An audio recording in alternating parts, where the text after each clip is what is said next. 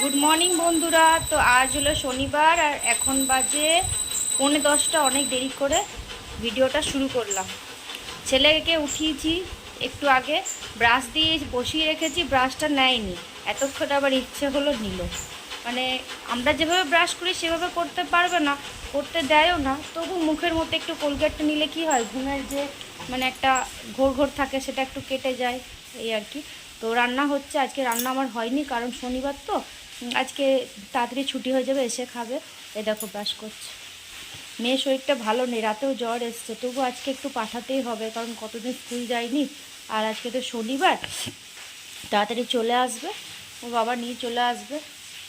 তো এই জন্য পাঠিয়ে দিচ্ছি। ও একটু বাথরুমে গেছে,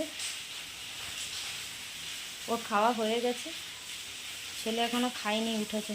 ব্রাশ করো, ব্রাশ করো ভালো করে, মুখে গন্ধ, টিভি দেখছো,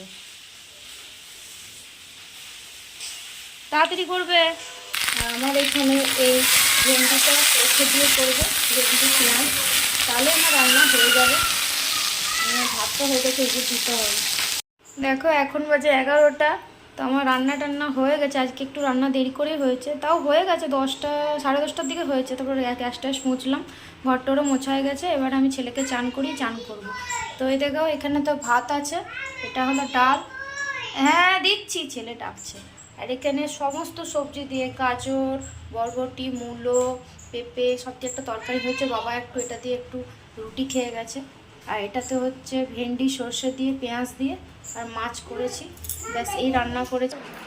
কি হয়েছে? তুমি তো রিমোট খারাপ করে দিয়েছো, আবার ব্যাটারি কোথা থেকে থাকবে? ব্যাটারি ভেতরে আছে তো। ও বলছে খুলে দাও, এই খুলে খুলে দেখেছো, আমাকে গাটার দিয়ে রাখতে হয়েছে, পুরো ভেঙে দিয়েছে রিমোট। আছে আছে, ব্যাটারি আছে। আর দেখো মেঘ পুরো অন্ধকার করে আছে, বাইরেটা দেখেছো পুরো অন্ধকার। জোরে বৃষ্টি হয়নি সকাল থেকে, টিপটিপ, কিন্তু এখন পুরো অন্ধকার হয়ে আছে। মেয়ে স্কুলে গেছে, ও বাবা নিয়ে চলে আসবে, 1টার দিকে ছুটি হবে। তোরে ছেলেকে চান করিয়ে চানটা করে নিয়ে অনেকটাই দেরি হয়ে গেছে। বলছিলাম না মেঘ পুরো কালো করে এসছে, তারপরেই বৃষ্টি নামলো, প্রচুর বৃষ্টি হচ্ছে। জানি না মেয়ে ছুটির সময় বৃষ্টি না হলেই ভালো, এমনিতেই তো জ্বর জ্বর, আবার ভিজে গেলে তো জানি, ওটাই চিন্তা হচ্ছে। প্রচুর বৃষ্টি হচ্ছে, দেখো জল যাচ্ছে কত। ছেলেকে চান করিয়ে দিয়েছি।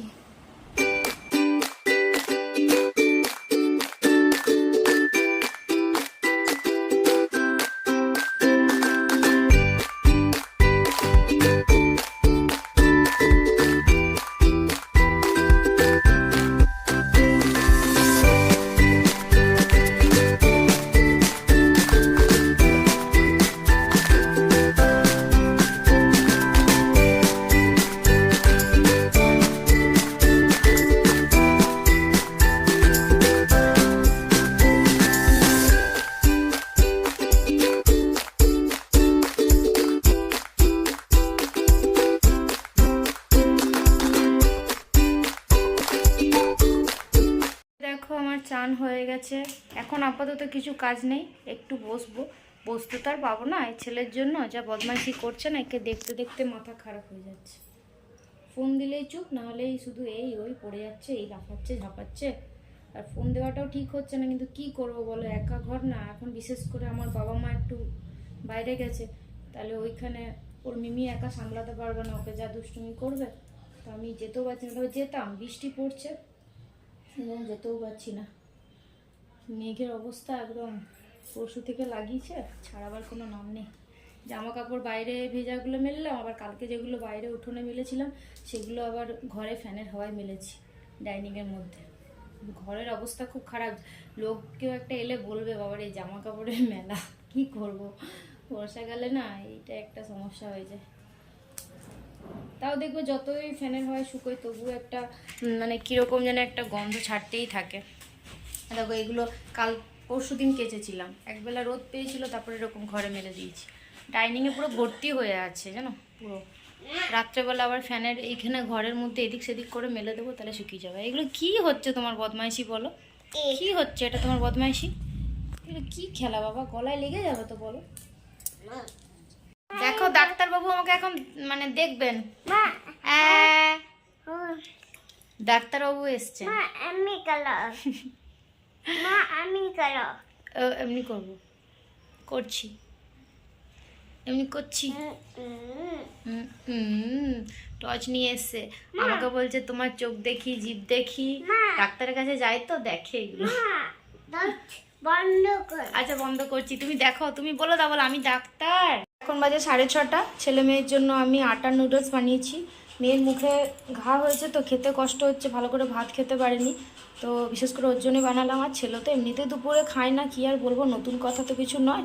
তো ছেলেকে সাধারণত আমি পতঞ্জলির এটাই দিই, এমনি ময়দার চাউমিন দিই না। মেয়ে খায় মাঝে মধ্যে, তবু আজকে এটাই বানিয়ে দিলাম ওদেরকে, আটার নুডলস। কেমন হয়েছে জানিও। তো ওদেরকে ওই চাউমিন খাওয়ানোর পর আমি ভাবলাম বিছানার চাদরটা একটু ঠিক করে পেতে নিই। একটুও চাদর ছেলে ঠিক রাখে না, যখনই আমি চাদর ঠিক করতে যাব ও খাটের মধ্যে উঠে যায়। তাহলে কি করে করা যায় বলো? তো এই হচ্ছে সমস্যা। তা আমি বললাম বিছানার চাদরটা ঠিক করে নিই, তারপরে এবার দেখবো রাতের জন্য কি রান্নাবান্না হয়। রুটি করব আজকে, আর ভাবছি সয়াবিনের তরকারি করব। তো সয়াবিনটা ভিজতে দিতে হবে, তাহলে বেশ নরম হয়। আর নরম না হলে না কেউ খেতে যায় না, শক্ত শক্ত অনেকক্ষণ ভিজতে দিই আমি গরম জলে ফুটিয়ে। তো ওটা করবো। বিছানাটা ঠিক করে নিলাম, ঘর দোরগুলো ঝাঁট আগেই দিয়েছি, সন্ধে হয়ে গেছে, সন্ধেও দেওয়া হয়ে গেছে। তো বিছানাটা ঠিক করে নিলাম। আবার দেখো ছেলে বালিশের মধ্যে চাপছে, আর বালিশ ছাড়াও বসবে না, কিছুতেই বসবে না। বালিশে বসলে বলে নাকি ঘাড়ে ব্যথা করে, তো ও তো আর শুনবে না, বলে সবাই, জানি না সত্যি না মিথ্যে। তো ওকে আমি বলছিলাম বিছানাটা যেন এরকমই ঠিকঠাক করে থাকে, তো কতক্ষণ রাখবে সেটা আমার মানে বলাই বেকার। ছেলেটা ভীষণ জ্বালাতন করছে, ভীষণ জ্বালাতন করছে। দিদিকে পড়তেও দিচ্ছে না, আমাকে কাজও করতে দিচ্ছে না। আমি রুটি করব, তরকারি করব। তোর বাবাকে বললাম এখন বৃষ্টি পড়েনি, একটু ওকে ঘুরিয়ে নিয়ে এসো। তো জামাটা বললাম চেঞ্জ করে দিই, কিছুতেই করবে না। জামা কাপড় কিছুতেই চেঞ্জ করবে না। চান করি জামা পরাবো, যখন ছুটতে চলে যাবে খাটের কোনায়, ধরে ধরে নিয়ে আসতে হবে। দেখো ফেলছে। যা বেরিয়ে এসো তুমি একটু বাবার সাথে, ঘুরু ঘুরু করে এসো। জুতো পরিয়ে দিই, চলো চলো, টাটা। দেখো ছেলেকে নিয়ে বেরিয়েছিল বাবা, ফুচকা নিয়ে এসছে, তো ফুচকা খেয়ে নেবো, অল্পই খাবো। আর এই কয়েকটা শুকনো শুধু রেখেছি, পুর না ভরে, এগুলো ছেলে যদি খায়, এখন একটা দিয়েছি, ও খায় এরকম শুধু। মেয়ে খুব একটা পছন্দ করে না, দেখি যদি একটা দুটো খায়, খেতে পাচ্ছে না তো আমরা খেয়ে নেবো। এখন বাজে 8টা, জানো আমাকে ছেলে কিছু করতে দিচ্ছে না, এত জ্বালাতন করছে কি বলবে।